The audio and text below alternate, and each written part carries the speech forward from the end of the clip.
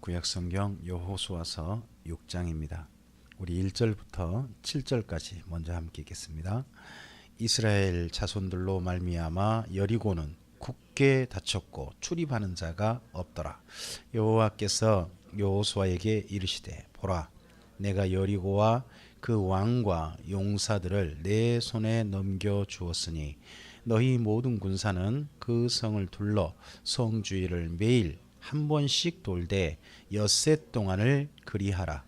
제사장 7은 7 양각 나팔을 잡고 언약궤 앞에서 나아갈 것이요 7째 날에는 그 성을 7번 돌며 그 제사장들은 나팔을 불 것이며 제사장들이 양각 나팔을 길게 불어 그 나팔 소리가 너희에게 들릴 때에는 백성은 다 큰 소리로 외쳐 부를 것이라.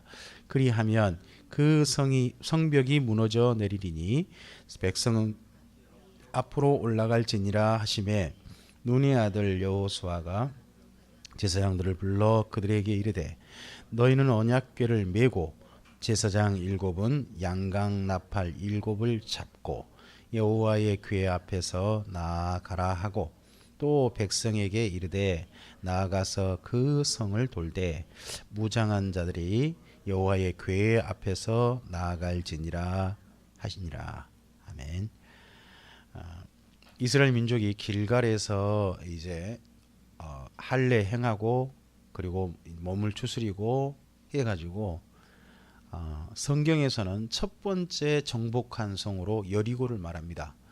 근데 그 역사학자들이라든지 지리학자들 또 성서학자들은 여리고를 정복하기 전에 길갈하고 이 여리고 사이에 한 성이 있었다고 말하신 분들이 많습니다. 유적을 보니까 여리고하고 이쪽 사이에 한 그 마을이 있었다는 겁니다. 길갈 그 사이에. 그래서 거기를 정복했다라고 보는 분도 있는데 말하는 분이 많아요. 근데 성경은 거기를 기록하지 않습니다. 이스라엘 민족이 길갈에 진치고 난 다음에 첫 번째 정복한 성으로 여기 여리고를 말합니다. 여러분 이 시대 당시에 한 성이라는 게 어떻게 존재하는지에 대해서 방금 그 읽었던 말씀 속에 일부 짐작해 볼 수 있어요. 이 성인데 성 하나잖아요. 성 하나인데 성 안에 왕이 존재해요. 그렇죠? 왕. 그러니까 우리나라로 말하면 뭐라고 할 수 있어요? 성주 이렇게 말할 수 있잖아요. 성의 주인. 근데 성의 주인인데 뭐로 취급받아요? 왕으로. 그런 시대라는 거죠. 그러니까 여리고에 나중에 수많은 왕들이 연합해가지고 전쟁을 하거든요. 이스라엘 민족과. 근데 그 왕들이 큰 여러 개 마을을 다스리거나 그런 사람들이 아니라 한 개 마을에 큰 성이 있잖아요. 그 성을 다스리는 사람들이 함께 모여가지고 이스라엘 민족과 싸웠다. 이렇게 보시면 가장 적절해요. 자, 이스라엘 민족은 와가지고 적하고 싸우려고 하는데 여기 여리고에서 그 이스라엘 민족과 싸우는 방법이 뭐예요? 싸울 수 있는 가장 효과적인 방법 1절에 나와 있어요. 닫아버리는 거예요. 성을 닫아버리는 거죠. 자, 성을 공격하는 사람들이 어려울까요? 성을 수비하는 사람들이 어려울까요? 공격하는 사람들이 훨씬 많이 죽어요. 한 명이 10명을 막을 수 있는 게 성이잖아요. 성벽 딱 성문 닫아버리고 성벽을 딱 만들어 놓으니까 이거 뭐 어떻게 할 수 없는 거예요. 더더구나 여리고 성벽이 사람 힘으로 무너뜨릴 수 없다는 것에 대해서 지금 나와 있어요. 왜 그런가 봤더니 유적이 좀 발굴됐거든요. 이 성벽이요, 안쪽 성벽하고 바깥쪽 성벽이 두 개인 거예요. 그 두 개 사이가 굉장히 넓어가지고 거기에 그 사이가 흙으로 가득 채워져 있어요. 그래가지고 성벽 위에, 그러니까 성벽과 성벽, 안쪽 성벽과 바깥쪽 성벽 사이에 집들이 존재해요. 그 정도로 성벽이 넓어요. 그럼 그 성벽이 무너진다는 것은 그 안쪽 외벽, 안쪽 성벽하고 바깥쪽 성벽 무너져야 돼. 가운데 있는 흙으로 가득 쌓아놓은 것도 무너져야 되잖아요. 일종의 작은 동산처럼 돼 있는데 그게 무너져야 한다는 건데 말이 안 되잖아요. 그러니까 막을 수 있는 가장 좋은 방법이 뭐겠어요? 성문 닫아버리면 되는 거예요. 그러면 성문 닫고서 그 다음부터 여리고는 하는 일이 뭘까요? 저것들 못 들어올 텐데. 그리고 안에서 그냥 구경하고 있는 거죠. 그러니까 이스라엘 민족이 밖에서 성 뺑뺑 돌아도요 어떻게 해요? 구경만 하고 있어요. 가령 성 안에서 공격했다는 말이 없죠. 우리 같으면 성 안에서 뭐예요? 저쪽 밖에 저기 있으면 만약에 거리가 닿는다 그러면 뭘 쏘라 그럴까요? 활 팍 쏘라 그럴 거 아니에요. 근데 그런 이야기도 없어요. 그 말은 뭔 말일까요? 여리고는 자기 성벽을 믿은 거죠. 이 성벽을 믿고 저쪽은 못 들어올 거다라고 생각을 한 거예요. 어쨌든지 이스라엘 민족에게 여기 여호수아를 통해서 이 성을 무너뜨린 방법을 하나님은요 6일 동안은 성을 한 번씩 돌고 7일째 되는 날은 7번 도는 때 7번 돌고 난 다음에 제사장이 나팔을 크게 불어서 그 나팔을 크게 불리면 그때 다 함께 소리치라는 거죠. 이 나팔이 또 양각 나팔입니다. 양각 나팔이 뭐예요? 양각 나팔. 양의 뿔이란 말이죠. 양의 뿔. 뿔 각자. 양의 뿔 있잖아요. 양의 뿔을 가지고 불어요. 불면 부 하고 소리가 난단 말이에요. 그런 나팔이에요. 요즘 우리 같은 뭐 트럼펫 같은 그런 거 상상하시면 안 돼요. 그런 게 아니고 그런 양의 뿔이 나팔이에요. 양의 뿔 갖고 나팔 부는 거 우리는 못해요. 우리는 잘 못해요. 익숙하지 않으니까. 근데 이스라엘 민족 하면 얘들도 잘 부른다고 합니다. 하여튼 그런 걸로. 근데 그 뿔을 불 때 또 하나 방법을 말씀하죠. 뭐냐 그러면 이 무리 앞에서 항상 법궤가 앞장서라는 거예요. 법궤가 앞장서라 하는 내용을 가지고 지시합니다. 그럼 이스라엘 민족이 그렇게 했는가 볼까요? 8절 이하 읽어보겠습니다. 여호수아가 백성에게 이르기를 마침에 제사장 7은 양각 나팔을 잡고 여호와 앞에서 나아가며 나팔을 불고 여호와의 언약궤는 그 뒤를 따르며. 자 보면 먼저 그 제사장 7명이 나팔을 앞에서 불고 가는 거죠. 그럼 뒤에 뭐가 따라가요? 법궤가 따라가고 그 다음요 9절요. 그 무장한 자들은 나팔 부는 제사장들 앞에서 행진하며 후군은 궤 뒤를 따르고 제사장들은 나팔을 불며 행진하니라. 앞서 있는 내용하고 조금 좀 이상한 게, 자, 이 가운데가 있는 거예요. 저는 이 법궤가 앞에 있는 줄 알았거든요. 앞장서 간 줄 알았거든요. 그게 아니고 앞에 전군이 있고 가운데 제사장이 나팔을 불고 있고 그리고 나팔 분 다음에 법궤가 따르고 있고 후군이 있는 거예요. 그럼 뭐예요? 앞장서 있는 게 아니라 중앙에 있는 거죠. 중앙에 있는 그런 모습으로 되어 있습니다. 자, 그 다음 10절입니다. 여호수아가 백성에게 명령하이르되 너희는 외치지 말며 너희 음성을 들리게 하지 말며 너희 입에서 아무 말도 내지 말라. 그리하다가 내가 너희에게 명령하여 외치라 하는 날에 외칠지니라 하고 여호와의 궤가 그 성을 한번 돌게 하고 그들이 진영으로 들어가 와서 진영에서 자니라. 그러니까 6일 동안 지금 여리고성 안에서는 저 사람들과 싸울 준비하고서 기다리고 있는 거죠. 저러다가 올라나? 근데 무슨 행동하는 거예요? 뭐 사람들 아무 말도 안 하고 그냥 나팔만 부 불고 한 바퀴 돌더니 가버리는 거예요. 6일 동안. 그럼 이거 보고 성 안에서 뭐 밖에 있는 사람들 보고 뭐라고 생각할까요? 뭔 저런 하여튼 우리나라만 식으로 표현해 볼게요. 별짓거리를 다 한다. 그리고 그러면 날마다 이렇게 하면 사람들이 와가지고 싸울 생각 안 하고 이제 뭐 하겠어요? 성벽에 올라와가지고 구경이나 하겠죠. 또 저기 서둘 생각 안 하니까 무기를 들고 달라드는 게 아니잖아요. 자, 하여튼 그렇게 됐다가 12절요. 또 여호수아가 아침에 일찍이 일어나니 제사장들이 여호와의 궤를 메고 제사장 7은 양각 나팔 7을 잡고 여호와의 궤 앞에서 계속 행진하며 나팔을 불고 무장한 자들은 그 앞에 행진하며 후군은 여호와의 궤 뒤를 따르고 제사장들은 나팔을 불며 행진하니라. 그 둘째 날에도 그 성을 한 번 돌고 진영으로 돌아오니라. 엿새 동안을 이같이 행하니라. 아무것도 안 했다는 거죠. 그냥 성 밖에 뺑 돌고 오고 뺑 돌고. 그럼 성이 클까요, 적을까요? 여기서는 큰 성이라 돼 있어요. 큰 성이면 어느 정도 클까요? 우리 같으면 성이 크다 그러면 어느 정도 규모가 떠오르세요? 근데 실제 가보면 유적을 찾아보면 별거 아니에요. 그냥 우리나라 같으면 뭐예요? 한 1000가구? 그 정도 들어갈 정도, 그 정도 크기 정도라고 생각하시면 돼요. 별로 크질 않아요.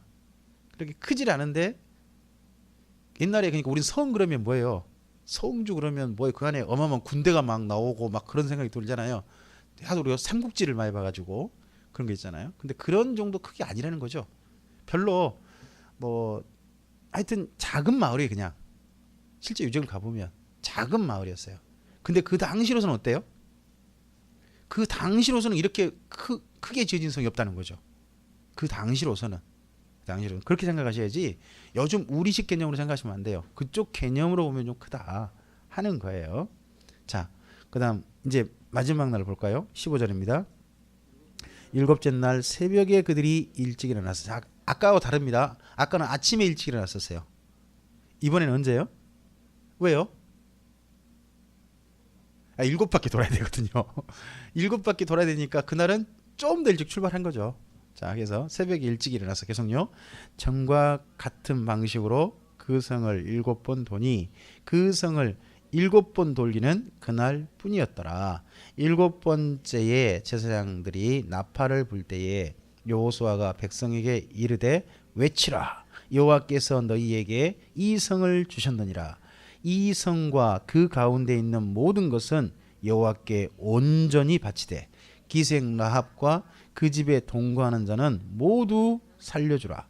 이는 우리가 보낸 사자들을 그가 숨겨주었음이니라. 자, 거기 17절에 이 성과 그 가운데 있는 모든 것은 여호와께 온전히 바치라 하는 이것이 그 히브리어로 헤렘이라 그래요. 헤렘. 뭔 말이냐 그러면요, 온전히 바치는 말은 다 없애라는 거예요. 하나도 너네 가지면 안 된다는 거예요. 이게 좀 잔인한 명령인데요, 아이까지 다 죽여버리는 거예요. 그 성 안에 있는 건 자기들이 하나도 갖지 않는 거예요. 그냥 이게 이제 본보기가 되는 거예요. 이스라엘 민족이 앞으로 여리고뿐만 아니라 가나안 땅에 가면 가장 먼저 뭘 선포하느냐? 평화를 선포해요. 우리랑 사이좋게 지내겠느냐? 평화를 선포해서 평화를 받아들이면요, 한 가지 조건을 맺어요.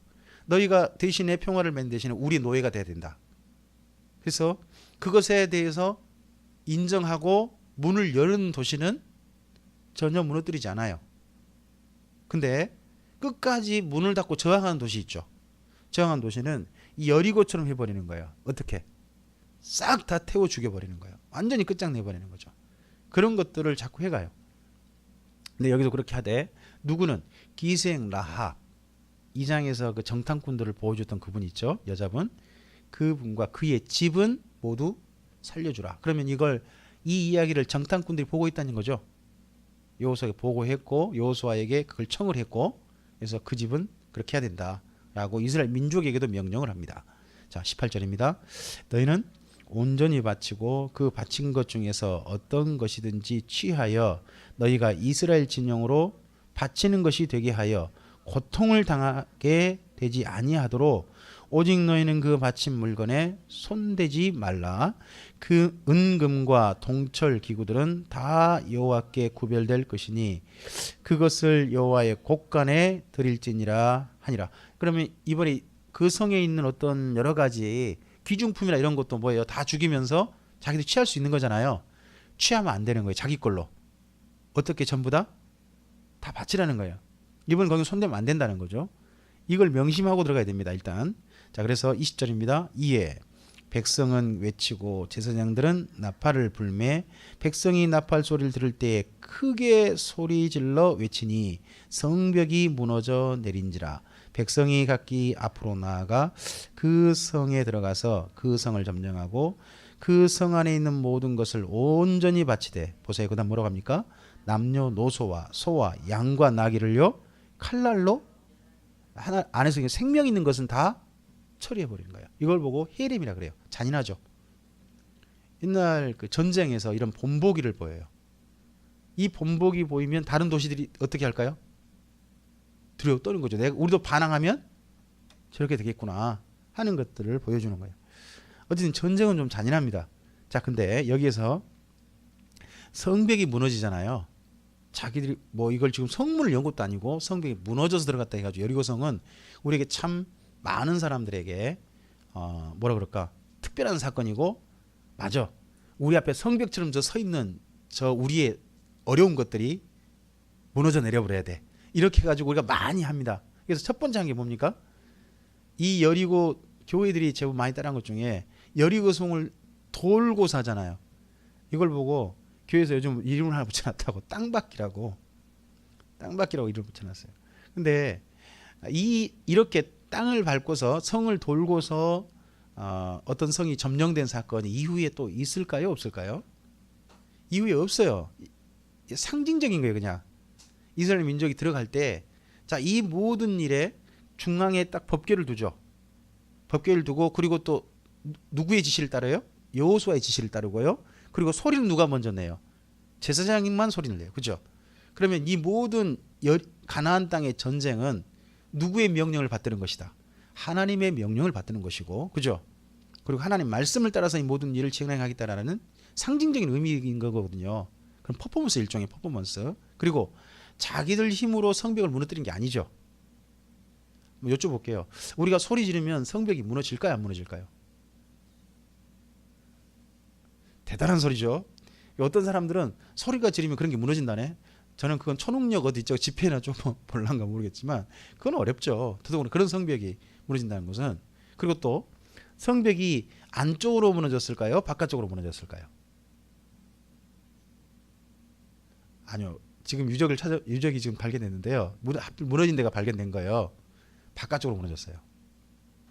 우리는 저도 옛날 배울 때 성벽이 안쪽으로 무너져가지고 이스라엘 민족이 피해가 없도록 했다. 충분히 거리가 있었던 것 같아요. 들어갈 수 있는, 그러니까 이스라엘 민족이 성 안으로 들어갈 수 있는 자리가 마련돼 버린 거죠. 성벽이 밖으로 무너지는 흔적이 지금 발견돼 있습니다. 유적이 그렇게 돼 있습니다. 그러니까 성은 무슨 역할이냐, 성벽은 무슨 역할이냐 그러면 밖에 있는 적들이 안으로 못 들어가게 하는 역할이에요. 근데 그 성벽이 일부가 무너져 버린 거죠. 무너져 버려 가지고 이스라엘 민족이 성 안으로 침입해 버린 겁니다. 그럼 안에는 여지껏 6일 동안 저쪽에서 뭐 했어요? 맨날 성만 돌았잖아요. 이번에도 7일째 된 날 뭐 하고 있어요? 그날은 또 7번이나 돌고 있잖아요. 저도 싸울 생각하면 돌고 있으니까 그럼 성 안에서는 싸울 생각 할까요, 안 할까요? 긴장이 다 풀려 있고 아마도 무기도 제대로 갖추지 않고 그랬을지도 몰라요. 그런데 갑자기 성벽이 무너져 버린 거예요. 그러면 안에서 전열을 갖추기도 전에 순식간에 안에 들어가게 된 거죠. 또 성벽이 다 무너졌다. 다 무너진 것도 아닌 걸로 요즘 그렇게 좀 돼 있습니다. 그러면 제가 이걸 요즘 우리식으로 조금 좀 상상이 되게 좀 이야기 한번 해볼까요? 소리 지를 때요. 하나님께서 뭘 동원하셨을까요? 전 이렇게 생각 한번 해봐요. 지진이 나타나. 제가 그 성의 일부가 확 무너져 버리는 그런 것일 수도 있겠다. 전 잘 모르겠어요. 하여튼 어제 성의 일부가 무너져 버렸어요. 그렇게 돼서 안을 차지합니다. 그런데 자, 그다음 이제 한 집을 챙겨야 되죠. 22절입니다. 여호수아가 그 땅을 정탐한 두 사람에게 이르되 그 기생의 집에 들어가서 너희가 그 여인에게 맹세한 대로 그와 그에게 속한 모든 것을 이끌어내라 하매 정탐한 젊은이들이, 자, 이 정탐한 두 명이 젊은이라고 되어 있죠. 젊은이라는 말은 청년, 소년이란 말로 이스라엘 민족은 쓰기도 하는데요. 그 말은 40 되기 전 사람입니다. 40살 되기 전 그런 남자를 두고 한 말이에요. 정탐한 젊은이들이, 그 다음 읽어보죠. 들어가서 라합과 그의 부모와 그의 형제와 그에게 속한 모든 것을 이끌어내고 또 그의 친족도 다 이끌어내어 그들을 이스라엘 진영 밖에 두고, 자 보면 기생 라합 한 사람이 이스라엘 두 정탐꾼에게 도움을 줬잖아요. 근데 두 정탐꾼에게 라합이 뭐라고 부탁했냐 그러면 나와 내 집을 지켜달라고 했어요. 근데 실제로 기생 라합 덕분에 그 집 전체가 뭐예요? 이 죽음에 다 죽는 그 자리에서 죽임 안 당한 거죠. 이끌림 받았습니다. 자, 그 다음 계속요. 무리가 그 성과 그 가운데 있는 모든 것을 불로 사르고 은금과 동철기구는 여호와의 집 곳간에 두었더랍니다. 여호수아가 기생 라합과 그의 아버지의 가족과 그에게 속한 모든 것을 살렸으므로 그가 오늘까지 이스라엘 중에 거주하였으니 이는 여호수아가 여리고를 정탐하려고 보낸 사자들을 숨겼음이었답니다. 자, 그래서 라합과 그의 집 가족이 오늘까지 이스라엘 중에 거주했답니다. 오늘이 언제예요? 이 오늘까지가 언제예요? 이 여호수아서를 쓰고 있을 때까지요. 되겠죠? 이 여호수아서를 쓰고 있을 때, 그러면 이 여호수아서를 쓴다는 것은 그 당시는 아니란 얘기죠. 한참 후란 이야기가 될 거고, 그때는 언젠지 몰라요. 그러면 이때부터 이 기생 라합의 집은 이스라엘 민족과 함께 살았는데, 그럼 이스라엘 민족인가요? 이방인인가요? 그죠? 근데 이 사람에 대해서 이스라엘 민족이 어떻게 취급할 것인가가 그 다음 좀 고민이 됐나 봐요. 서로 이야기 좀 됐나 봐요. 그래서 그런 고민이 살짝 나오는, 좀 갈등이 나오는 이야기가 사실은 룻기예요. 룻기가 나중에 그렇게 되게 됩니다. 자, 우리 좀 더 그 다음 읽어 볼까요? 26절입니다. 여호수아가 그때에 맹세하게 하여 이르되 누구든지 일어나서 이 여리고성을 건축하는 자는요 여호와 앞에서 저주를 받을 것이라. 그 기초를 쌓을 때에 그의 맏아들을 잃을 것이요 그 문을 세울 때에 그의 막내 아들을 잃으리라 하였더라. 거기 26절은 줄을 그어 놓으시고 표시를 해 놓으시고, 혹시 그 옆에 표시가 안 돼 있으면 여러분도 옆에 좀 나란히 좀 써 놓으세요. 열왕기상 왕상 16장 34절이라고 써 놓으시면 나중에 북이스라엘의 아합 왕 때 히엘이라는 사람이 이 무너져 버린 여리고성을 그 다음에 누구도 건설할 생각을 안 하거든요. 근데 그때 갑자기 여리고성을 재건축해요. 그러다가 건축을 시작하면서 자기의 첫째 아들을 잃고요. 건축을 마무리하면서 막내 아들을 잃는 장면이 나와요. 죽어버린 장면이. 진짜 이 말씀처럼 돼버린 거죠. 근데 이 말씀을 그러면 나중에 몰랐다는 이야기가 되겠죠. 이 여호수아 이 말을 했는데, 자, 어쨌든지 이 사건이 중요한 이유가 뭐냐? 자, 지금 첫 번째 전투죠. 어떻게 보면 성경에 기록된. 그럼 이 첫 전투가 누구에게 이제 소문이 나는 거야? 가나안 땅. 가나안 땅이 이렇게 소문이 났다는 겁니다. 27절요. 여호와께서 여호수아와 함께 하시니 여호수아의 소문이 그 온 땅에 퍼지니라. 그럼 이 이후에요. 적들은 이제 이 가나안 땅을 먼저 차지하고 있던 사람들은 이제 누가 오면 무서운 거예요? 여호수아가 오면 무서운 거죠. 자, 이렇게 해서 첫 번째 전투에 확실하게 교두보라 그러죠. 발판을 마련하게 됩니다.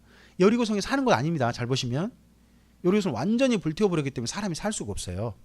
그래서 다시 이스라엘 민족은 어디로 갈까요? 간 장소가 다시 길갈로 가게 돼요. 말씀드렸잖아요. 자, 우리가 길을 갈 때는 어디서부터 출발한다고요? 길갈.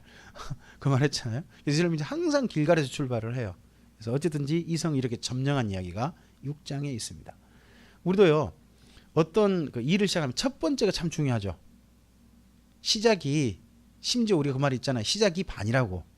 이스라엘 민족도 가나안 정복 전쟁이 어떻게 보면 첫 정복 전쟁이 이 여리고성이었어요. 그래서 여리고성의 정복 전쟁은 앞으로 이 정복할 가나안 땅의 수많은 도시들에게 소문이 되어져 가지고 중요한 이스라엘 민족이 우위에 서게 만드는 힘이 되게 돼요. 그래서 첫 매듭을 잘 푸는 게 중요합니다. 자, 3월이죠. 우리 서진이는 이제 3월에 학교 개학이네. 학교 다니는데 어떻게 다닐만 해요? 다닐만 하고. 그 친구들인가? 또 다른 학교 학생들하고 많이 또 섞이겠네. 그래요. 우리가 3월은 어떻게 보면 봄의 시작이기도 하고, 또 어떻게 보면 공부의 시작이기도 하고, 많은 사람이 시작하는 그런 달로 보기도 하잖아요. 이럴 때 첫 매듭을 잘 푸시기 바랍니다. 여리고성의 정복이 이스라엘 민족의 앞으로 가나안 땅 정복의 첫 출발이 되어져 가지고 중요한 힘이 되어졌던 것처럼 첫 출발을 잘하면 그 다음도 힘나게 됩니다. 그래서 우리도 하나님의 도우심 가운데서 멋진 출발하시고 그 은혜 가운데 서 있게 되기를 바랍니다. 그리고 상징적인 것은 꼭 기억해 보시기 바랍니다. 7번 동 그런 거 말고 그 가운데, 그 진영 가운데 이스라엘 민족은 뭘 뒀다는 겁니까? 행진할 때 법궤, 그리고 제사장들만 나팔을 불고 가도록, 다른 사람들은 소리를 죽이도록 했습니다. 그렇다면 우리의 소리들은 조금 참고 하나님의 말씀에 귀를 기울일 수 있는 그런 한 주간으로, 한 달로 시작으로 이 3월을도 누려보시게 되기를 바랍니다. 기도하겠습니다. 주님 감사합니다. 오늘 함께 주의 말씀을 드리겠습니다. 이 말씀이 앞으로 우리가 걸어가야 될 우리의 인생길에 하나님께 주시는 선하신 말씀이 되게 하옵소서. 참 시작이 중요한 걸 다시 한번 보게 됩니다. 그리고 그 시작을 할 때에 상징적인 행동을 해서 앞으로 모든 정복 전쟁은 하나님의 말씀에 근거한 것이고 하나님을 중심으로 하고 뿐만 아니라 그 가운데 하나님의 말씀이 우선되어야 한다는 것들을 이스라엘 민족은 배우고 학습했습니다. 그리고 이 가나안 땅 정복에 있어서 여리고성 정복은 이미 정복돼야 될 그 수많은 도시들에게 큰 소음이 되어져서 이스라엘 민족이 우위에 설 수 있게 만드는 힘이 되어졌습니다. 이 한 주 우리에게 주어질 아름다운 일들, 많은 일들 속에서 하나님의 이러한 도우심을 힘입어서 첫 시작을 잘할 수 있고 3월에 아름다운 일 시작을 잘할 수 있고 봄의 시작을 잘할 수 있는 우리의 삶이 되도록 하나님께서 인도해 주시옵소서. 우리의 걸음걸음을 주님께 의탁드리오며 예수님 이름으로 기도합니다. 아멘.